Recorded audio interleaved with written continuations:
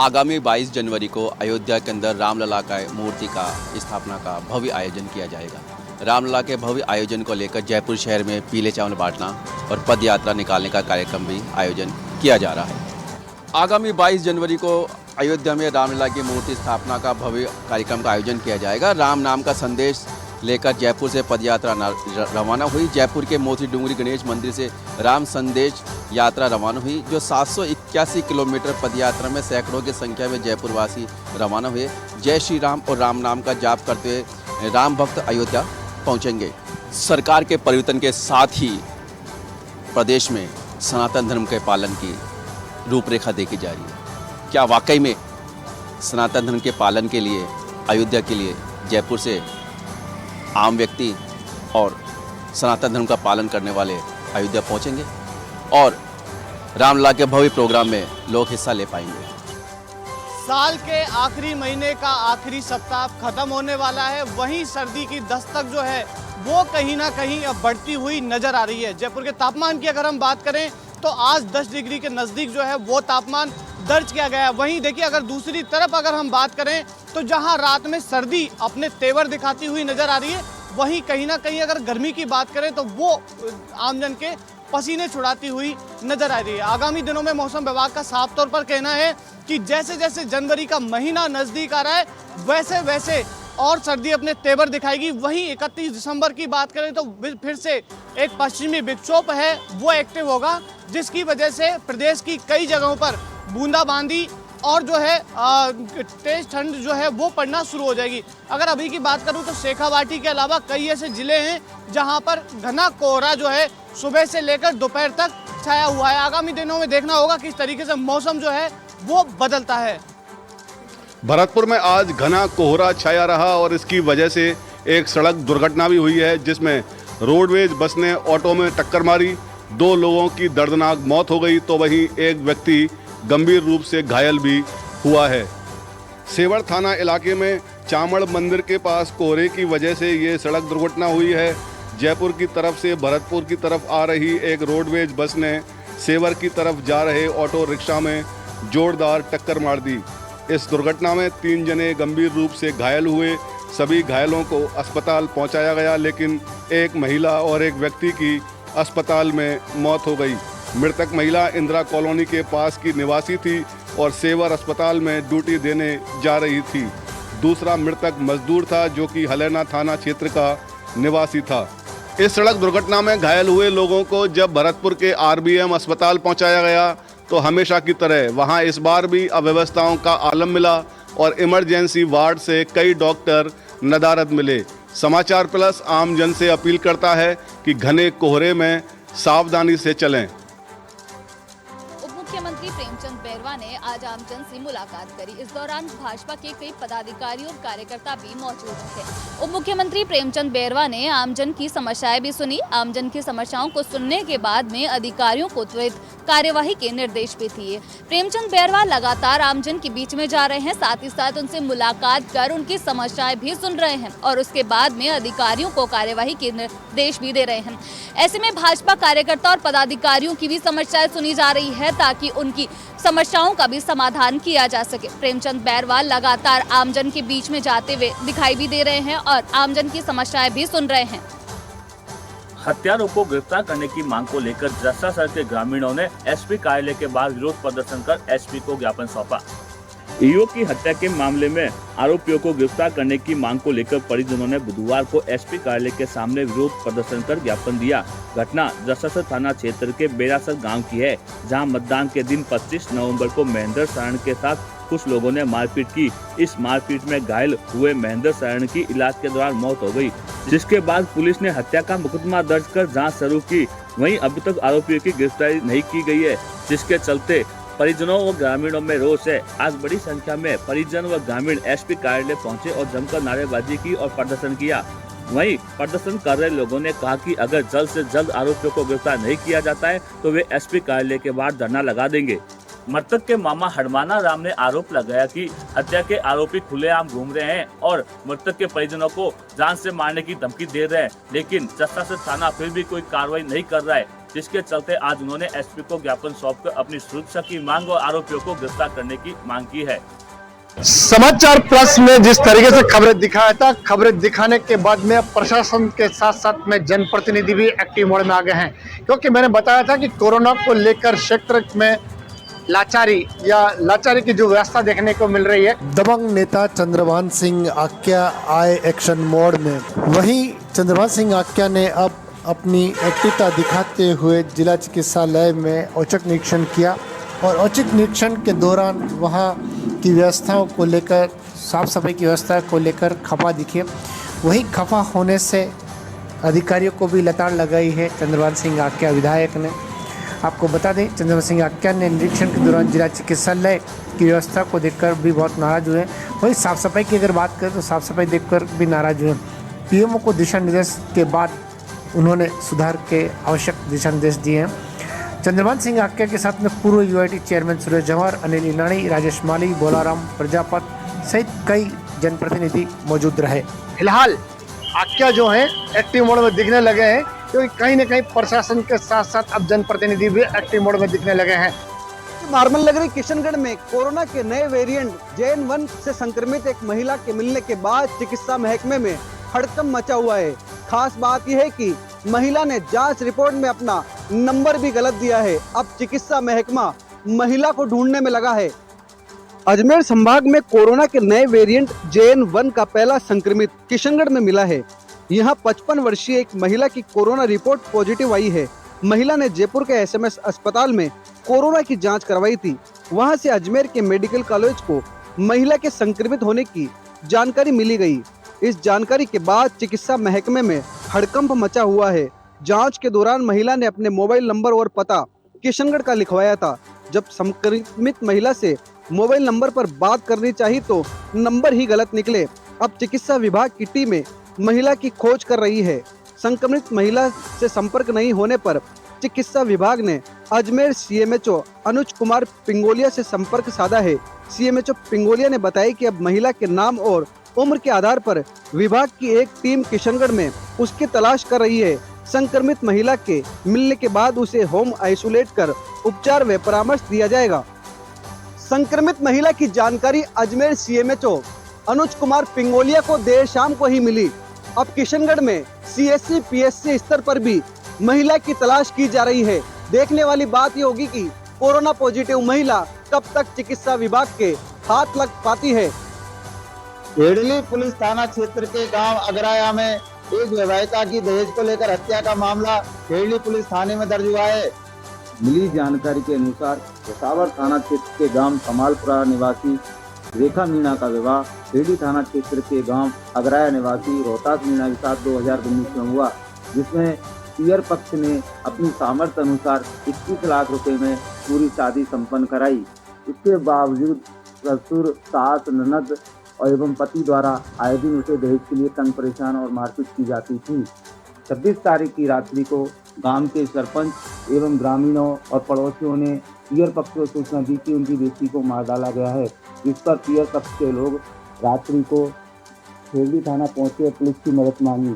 Police के साथ गांव पहुंचने पर मालूम हुआ कि मृतका का शव SMS अस्पताल जयपुर में रखा हुआ है। मामला दर्ज होने के बाद कठुमर सर्किल CO अशोक चौहान परिजनों पियर पक्ष के साथ जयपुर SMS अस्पताल की मोर्चरी में पहुंचे, जहां मृतका रेखा मीणा के शव का पोस्टमार्टम कराकर सब परिजनों को सौंप दिया और आगे की जांच और अनुसंधान शुरू की है। पुलिस कर्मियों ने ही लूटी पुलिस की गाड़ी, नाकेबंदी के दौरान हुए गिरफ्तार। अलवर के सदर थाना इलाके में तुलेड़ा मोड़ पर पुलिस कर्मियों की एक गाड़ी को लूटने का मामला सामने आया। सदर थाना इलाके में मुकदमा दर्ज होने के बाद पुलिस की ओर से नाकेबंदी कराई गई। नाकेबंदी के दौरान बड़ौदा मेव थाना इलाके में लूटी हुई गाड़ी को जब्त किया गया। ताज्जुब जब हुआ जब पुलिस पूछताछ में दोनों ही आरोपी पुलिस कर्मी निकले। इस घटना के बाद पुलिस ने लूट का मामला न बताकर छीना झपटी का बताया। फिलहाल पुलिस ने दोनों पुलिसकर्मियों को गिरफ्तार कर लिया है। गौरतलब है कि इन दोनों पुलिसकर्मियों की ओर से तुलेड़ा मोड़ पर पुलिसकर्मी निहाल सिंह से यह गाड़ी लूटी गई थी। लूटी गई गाड़ी भी पुलिस विभाग की ही है। दीग जिले के कामा क्षेत्र में दिल्ली मार्ग पर गांव दिलावटी में घने कोहरे के बीच निर्माणाधीन सड़क के गड्ढों में एक गिट्टियों से भरा ट्रक पलट गया। हालांकि बड़ा हादसा होने से टल गया, लेकिन हादसे में ट्रक के चालक और परिचालक दोनों घायल हो गए। कामा क्षेत्र में कोसी मार्ग पर दिलावटी गांव में सार्वजनिक निर्माण विभाग के ठेकेदार द्वारा मुख्य सड़क पर एक तरफ सड़क का निर्माण कराया जा रहा है। ठेकेदार ने यह सड़क पूरी तरह से उखाड़ रखी है और काम बंद कर नदारद हो गया है। कई महीनों से यह सड़क खुदी हुई पड़ी है। ठेकेदार द्वारा सड़क निर्माण में बरती जा रही लापरवाही आज उस समय भारी पड़ गई जब घने कोहरे के बीच अधूरी पड़ी सड़क पर गिट्टियों से भरा ट्रक पलट गया। हादसे में हरियाणा के हथीन थाना क्षेत्र निवासी चालक अरशद मेव व परिचालक नसीम मेव घायल हो गए। सड़क पर गिट्टियां फैलने से मार्ग भी अवरुद्ध हो गया। ग्रामीणों ने कड़ी मशक्कत कर जेसीबी की सहायता से गिट्टियों को सड़क से हटाया, तब जाकर मार्ग सुचारू हुआ।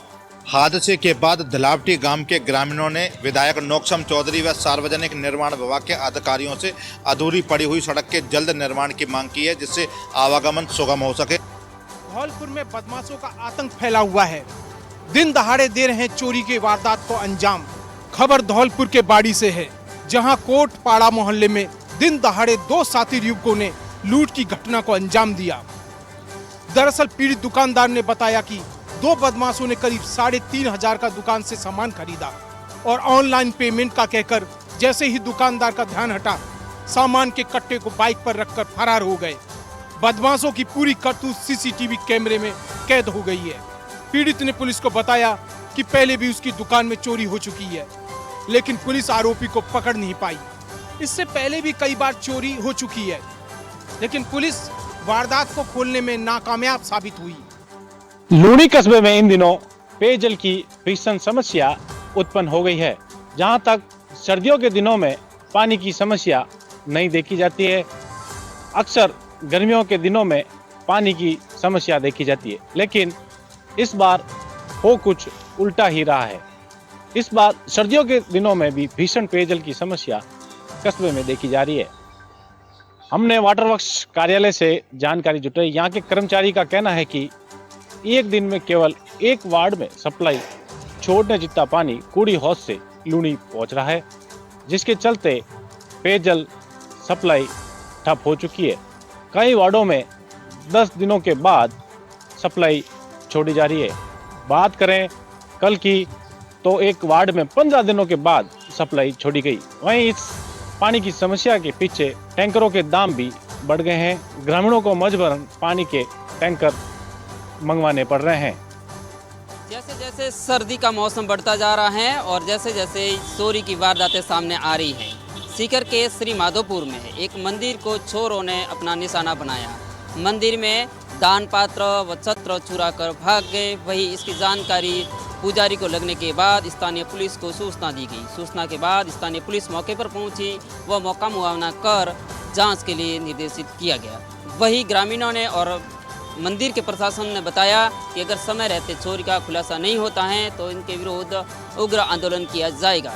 चोरी की वारदातें बढ़ने से प्रदेश भर में कई सारी ऐसी घटनाएं सामने आई हैं, जिसको लेकर चोरों ने मंदिरों सहित कई दुकानों पर भी निशाना बनाया है।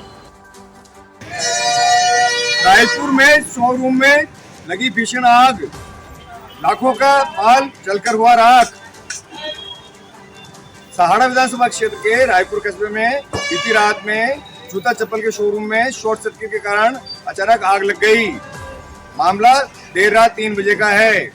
सूचना मिलने पर दमकल की 2 गाड़ियां मौके पर पहुंची और करीब 1.5 घंटे की कड़ी मशक्कत के बाद ग्रामीणों की मदद से आग पर काबू पाया गया।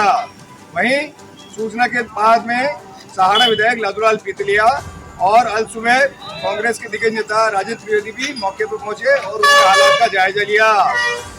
शोरूम मालिक रतनलाल त्रिवेदी का कहना है कि वह लाखों रुपए के जूते चप्पल का सामान भरा हुआ पड़ा था, जिसमें शॉर्ट सर्किट के कारण आग लग गई, जिससे काफी बड़ा नुकसान हुआ है। रबी की फसल की बुआई के साथ ही फसलों को खास पानी की जरूरत होने लगी है, लेकिन पानी की कमी के चलते किसानों की फसलें खराब होने लगी है, जिसके चलते किसानों को चिंता होने लगी है।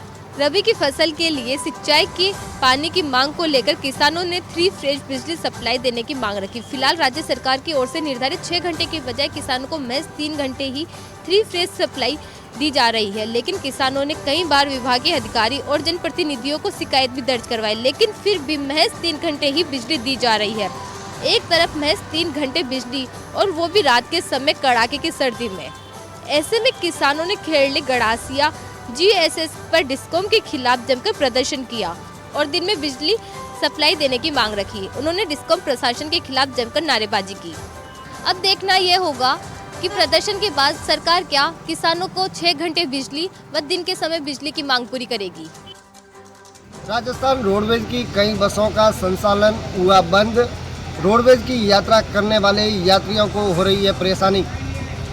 जालोर जिले के भीनमाल उपखंड मुख्यालय पर केंद्रीय बस स्टैंड से संचालित हो रही काफ़ी बसों का संचालन बंद होने से रोडवेज की यात्रा करने वाले यात्रियों को भारी परेशानियों का सामना करना पड़ रहा है। दरअसल पिछले 6 महीने से कई रोडवेज बसों का संचालन बंद हो चुका है, जिसमें जोधपुर, सांचौर और भीनमाल रूट की कई बसों को रोडवेज की ओर से बंद किया गया है। ऐसे में जो प्रति घंटे यात्रियों को रोडवेज बस की सुविधा मिलती थी, उसकी बजाय अब महज खानापूर्ति के तौर पर 2 से 4 बसों का संचालन हो रहा है, जिससे रोडवेज की यात्रा करने वाले यात्रियों को भारी परेशानियों का सामना करना पड़ रहा है।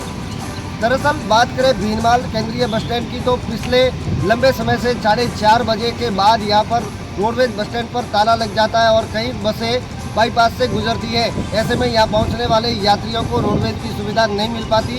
इसी के साथ लंबे समय से अब कई रोडवेज बसों का संचालन भी बंद हो चुका है, जिसको लेकर रोडवेज की सफ़र करने वाले यात्रियों को जो रोडवेज की सुविधा मिलनी चाहिए वो नहीं मिल पा रही है। भामाशाहों को किया गया सम्मान समारोह आयोजित। सावर क्षेत्र के जशनपुरा फार्म हाउस पर आयोजित किया गया कार्यक्रम। सावर के वरिष्ठ शिक्षकों द्वारा भामाशाहों को माल्यार्पण व साफा बंधन कर किया गया अभिनंदन। भामाशाहों द्वारा सावर क्षेत्र के सरकारी स्कूलों में जर्सी वितरण, ड्रेस वितरण सहित अन्य पाठ्य सामग्री वितरण करने पर किया गया सम्मान समारोह आयोजित।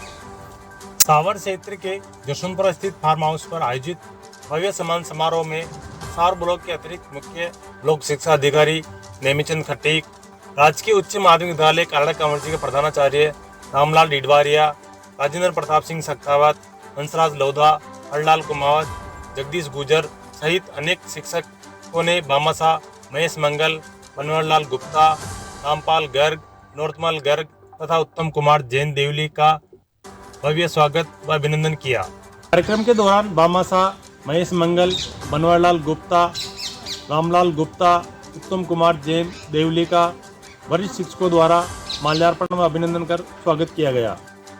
प्रदेश में सत्ता बदलते ही अब असर देखने को मिल रहा है।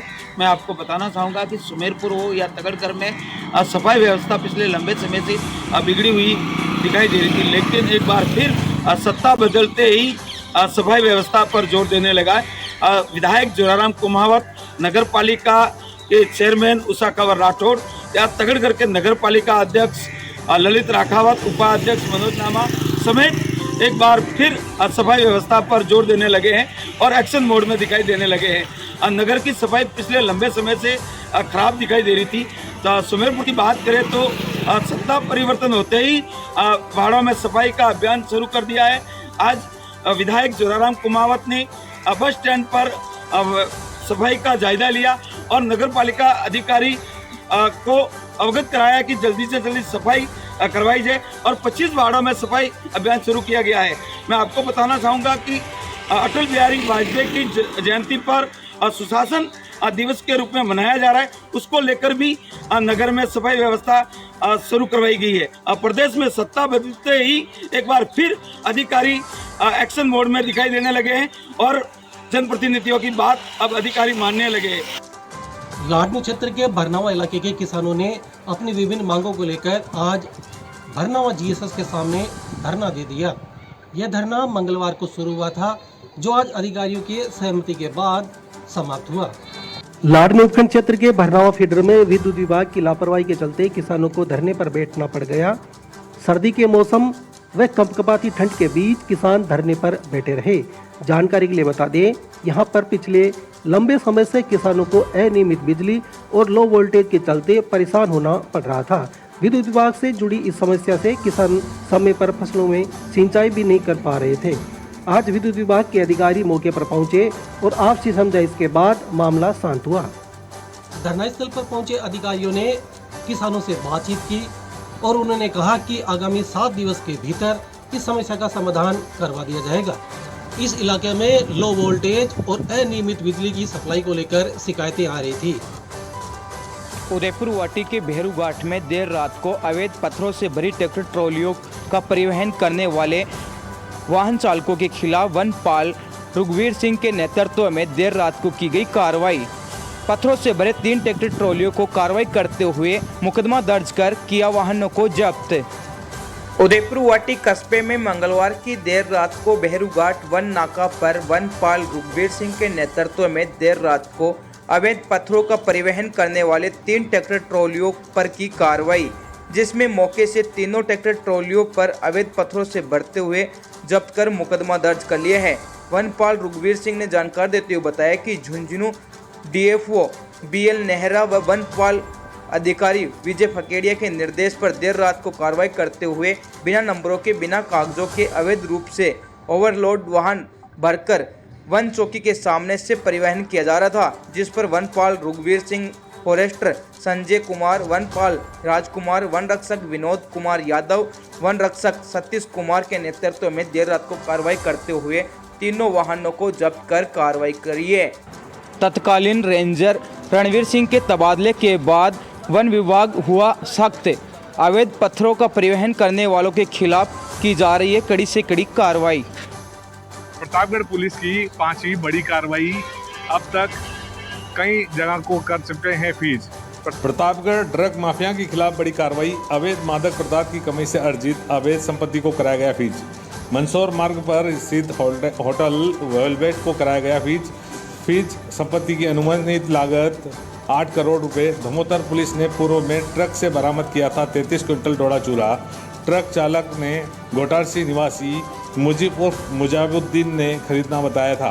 डोडा चूरा पुलिस ने अभियुक्त मुजीब को पूर्व में किया था गिरफ्तार। अब मुजीब की काली कमाई से बनाई गई 8 करोड़ की प्रॉपर्टी को किया गया है फ्रीज। 8 करोड़ की संपत्ति को फ्रीज किया है। प्रतापगढ़ पुलिस लगातार इस तरह की कार्रवाई कर रही है और जो ड्रग माफिया है और भू माफिया है इनके ऊपर कार्रवाई करते हुए ऐसे भू माफिया के ऊपर उनकी कमर तोड़ने के जो कार्रवाई चल रही है, जिससे ये वापस नए रूप में उत्पन्न ना हो पाए, उसके लिए प्रतापगढ़ पुलिस तत्परता से कार्य करती हुई देखी जा रही है। प्रहार के तहत बूंदी पुलिस की लगातार ऑपरेशन जारी।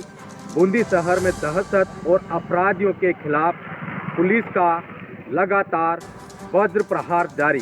पुलिस मुख्यालय राजस्थान द्वारा चलाए गए राज्य स्तरीय विशेष अभियान के तहत बूंदी जिले में ऐसे अपराधी जो हथियारों के साथ वारदात करते हैं, गली मोहल्लों में भय पैदा करते हैं, जमीन एवं संपत्ति के विवादों को निपटाने में भय का माहौल पैदा करते हैं, आपराधिक गतिविधियां करते हैं और आपराधिक गैंग के सदस्य हैं जो गंभीर अपराध करते हैं, जिनकी आपराधिक गतिविधियों में लगाम लगाने के लिए व उन पर सख्त कानूनी कार्रवाई करने के लिए अतिरिक्त पुलिस अधीक्षक राजकुमार कस्वा के सुपरविजन में जिले के समस्त वरिष्ठाधिकारी गण के नेतृत्व में इस प्रकार बूंदी पुलिस द्वारा वांछित आपराधिक गतिविधियों में लिप्त अपराधियों एवं असामाजिक तत्वों की धरपकड़ हेतु विशेष अभियान ऑपरेशन वज्र प्रहार चलाया गया। किए गए अपराधियों की संख्या कुल 125 है, जिनको थाने पर लाकर पूछताछ की गई।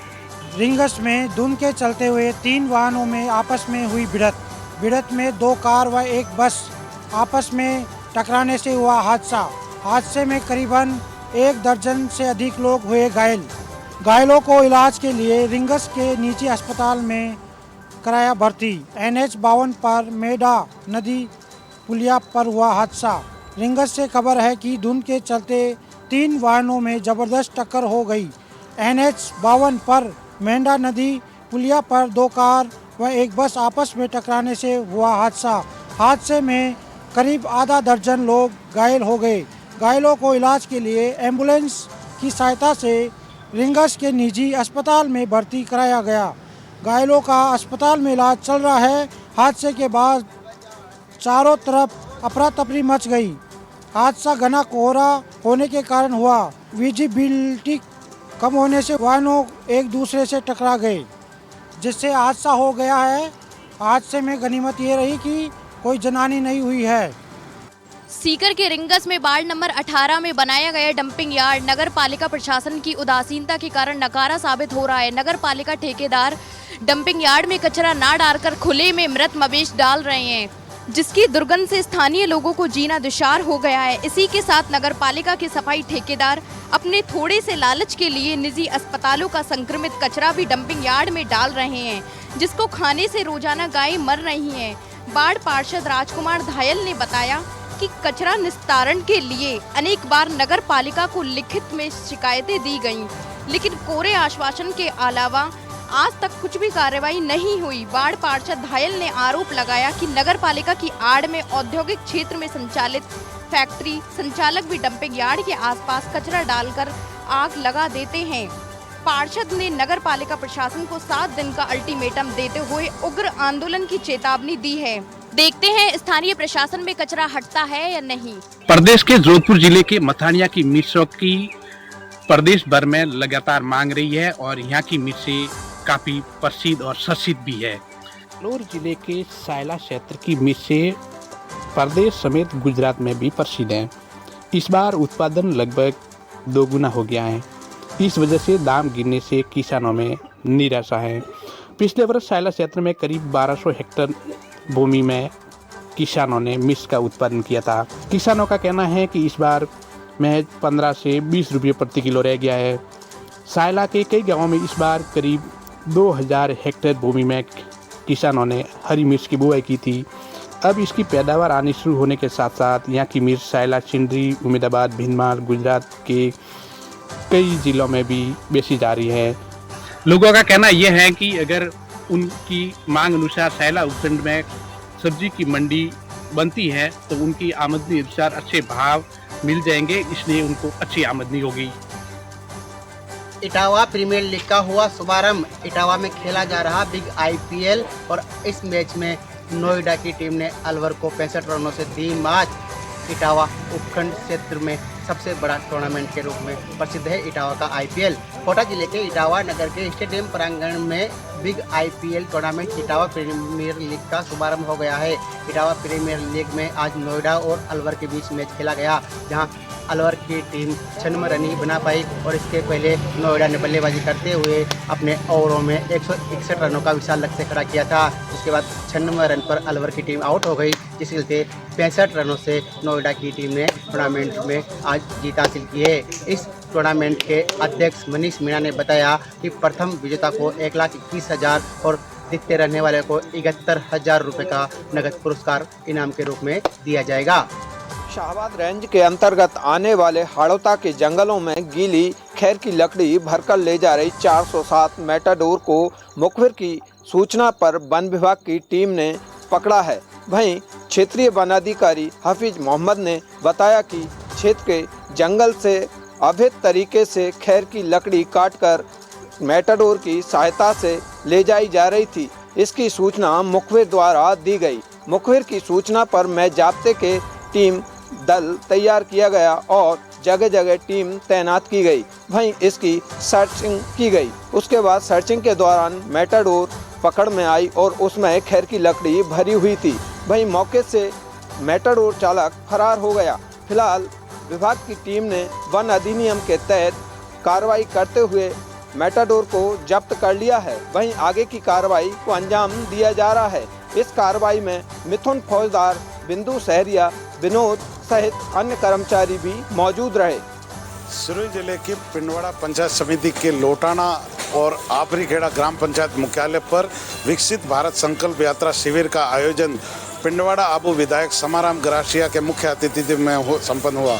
इस शिविर में धन्यवाद यात्रा व विधायक आपके द्वार कार्यक्रम का भी आयोजन किया गया।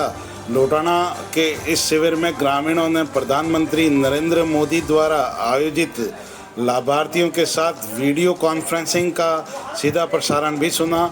शिविर में विधायक समाराम ग्रासिया ने विभिन्न जन समस्याओं से अवगत कराते हुए संबंधित विभाग के अधिकारियों को समस्याओं का तुरंत निजात दिलाने का भी निर्देश दिए। प्रधानमंत्री उज्ज्वला योजना में लाभार्थियों को हाथों हाथ गैस कनेक्शन भी प्रदान किए गए। इस मौके पर विधायक ने ग्रामीणों को संबोधित करते हुए कहा कि केंद्र सरकार द्वारा संचालित 17 फ्लैगशिप योजनाओं का हर परिवार को फायदा मिलना चाहिए। इस शिविर में भाजपा जिला अध्यक्ष सुरेश कोठारी, पंचायत समिति सदस्य दिनेश कुमार, पवन अग्रवाल, अतिरिक्त विकास अधिकारी जितेंद्र सिंह राणावत समेत काफ़ी लोग और जनप्रतिनिधि मौजूद रहे। उत्तरा की टेक्सटाइल इकाइयों में खुले में रासायनिक प्रदूषित पानी बहाने का सिलसिला थम नहीं रहा है।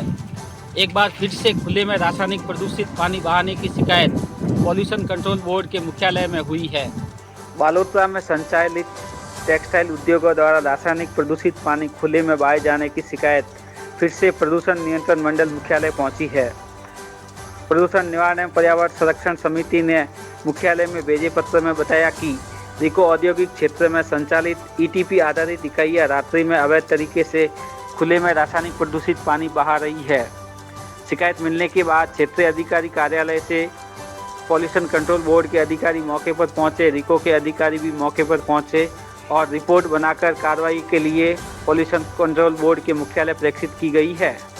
टेक्सटाइल नगरी बालोतरा, जसोल और बिटूजा में संचालित टेक्सटाइल इकाइयों और टेक्सटाइल इकाइयों द्वारा रासायनिक प्रदूषण खुले में डाले जाने का चोली दामन का साथ रहा है। इसको लेकर प्रदूषण नियंत्रण मंडल ने इस बार सख्ती दिखाई है। वहीं दूसरी ओर प्रदूषण निवारण एवं पर्यावरण संरक्षण समिति का आरोप है कि स्थानीय अधिकारी रासायनिक प्रदूषण की शिकायतों पर कोई कार्रवाई नहीं करते हैं। जिला मुख्यालय के स्टेडियम में शुरू हुई राज्य स्तरीय पैरा एथलेटिक प्रतियोगिता पूर्व मंत्री राजेंद्र राठौड़, विधायक हरलाल सारण ने की शिरकत, पद्म भूषण देवेंद्र झाझड़िया ने की अध्यक्षता। जिला मुख्यालय के खेल स्टेडियम में राज्य स्तरीय खेल प्रतियोगिताओं के तहत 13वीं पैरा एथलेटिक प्रतियोगिता का आयोजन शुरू हुआ, जिसमें बड़ी संख्या में खिलाड़ियों ने भाग लिया। कार्यक्रम की अध्यक्षता पद्म भूषण देवेंद्र झाझड़िया ने की, जबकि पूर्व मंत्री राजेंद्र राठौड़ मुख्य अतिथि रहे। इस मौके पर राजेंद्र राठौड़ ने चूरू जिले को खिलाड़ियों की खान बताते हुए कहा कि यहाँ पर खिलाड़ियों को बहुत ज़्यादा प्रोत्साहन मिला है और खिलाड़ियों ने देश दुनिया में नाम रोशन किया है। उन्होंने पद्म भूषण एवं अंतर्राष्ट्रीय खिलाड़ी देवेंद्र झाझड़िया का जिक्र करते हुए कहा कि इन्होंने अभावों को टक्कर देते हुए और अपना परचम फहराया और आज दुनिया इनकी राह पर चल पड़ी है। उन्होंने पैरा एथलेट प्रतियोगिता के आयोजन के लिए झाझड़िया को साधुवाद दिया। वहीं झाझड़िया ने अपने संबोधन में खिलाड़ियों एवं खेल को बढ़ावा देने के लिए प्रधानमंत्री नरेंद्र मोदी का आभार व्यक्त किया। उन्होंने कहा कि अब देश का परिदृश्य बदल रहा है और खिलाड़ियों को सुविधाओं का जो लाभ मिल रहा है उससे खिलाड़ी अब आगे आ रहे हैं। कार्यक्रम में विधायक हरलाल सारण, भाजपा की जिलाध्यक्ष बसंत शर्मा, भाजपा के प्रदेश मंत्री वासुदेव चावला सहित राष्ट्रीय एवं अंतर्राष्ट्रीय खिलाड़ी शामिल हुए। प्रधानमंत्री नरेंद्र मोदी द्वारा वर्चुअल संवाद का कार्यक्रम मेड़ता नगरपालिका सभागार में किया गया, जिसमें स्थानीय नगरपालिका ईओ सहित भाजपा नेता मौजूद थे। कार्यक्रम की खास बात ये रही कि कांग्रेस के 3 पार्षद भी मौजूद रहे। प्रधानमंत्री नरेंद्र मोदी द्वारा लाभार्थियों के वर्चुअल संवाद को लेकर मेड़ता नगरपालिका सभागार में आयोजन हुआ। इसके तहत आज प्रधानमंत्री नरेंद्र मोदी द्वारा विकसित भारत को लेकर केंद्र सरकार द्वारा चलाई जा रही विभिन्न योजनाओं जैसे मत्स्य पालन, किसान स्वाभिमान सम्मान निधि, आवास योजना, उज्ज्वला योजना जैसी योजनाओं के लाभार्थियों से संवाद किया गया। कार्यक्रम के द्वारा प्रधानमंत्री ने लाभार्थियों से जहां सीधा संवाद किया, वह कहीं न कहीं प्रधानमंत्री और भाजपा का उद्देश्य ये भी रहा है कि इसकी जानकारी कार्यकर्ताओं को मिले ताकि जन जन तक इन योजनाओं की जानकारी कार्यकर्ता पहुंचा सके। करौली में आज विकसित भारत संकल्पित मल्टीमीडिया प्रदर्शनी का आयोजन हुआ। खास बात यह है कि यह प्रदर्शनी राजस्थान के 20 जिलों में लगाई जाएगी, लेकिन करौली से इसका आगाज हुआ है। इंद्रिय संचार ब्यूरो जयपुर के संयुक्त निदेशक राम खिलाड़ी मीना ने बताया कि पूरे राजस्थान में इस प्रकार की 20 प्रदर्शनियों का आयोजन किया जा रहा है, जिसमें मनोरंजन तरीके से अलग अलग क्षेत्रों की जानकारी प्रदर्शित की गई है। उन्होंने बताया कि इस प्रदर्शनी में आज़ादी के अमृत महोत्सव से संबंधित जोन भी बनाया गया है, जिसके माध्यम से नई पीढ़ी को आज़ादी के लिए हुए लंबे संघर्ष और आज़ादी के लिए दिए गए बलिदानों की जानकारी प्राप्त होगी। प्रदर्शनी में केंद्र व राज्य सरकार की अनेक लोक कल्याणकारी योजनाओं और कार्यक्रमों की जानकारी चित्र व डिजिटल माध्यम से प्रदर्शित की गई है। प्रदर्शनी शुभारंभ के दौरान सपोट्रा विधायक हंसराज मीना, करौली विधायक दर्शन सिंह गुर्जर, करौली धौलपुर सांसद डॉक्टर मनोज राजौरिया, भरतपुर संभागीय आयुक्त सामरमल वर्मा, जिला कलेक्टर अंकित कुमार सिंह, पुलिस अधीक्षक ममता गुप्ता, एडीएम निशु कुमार अग्नोत्री सहित जिला स्तरीय अधिकारी, विद्यार्थी और कार्मिक मौजूद रहे।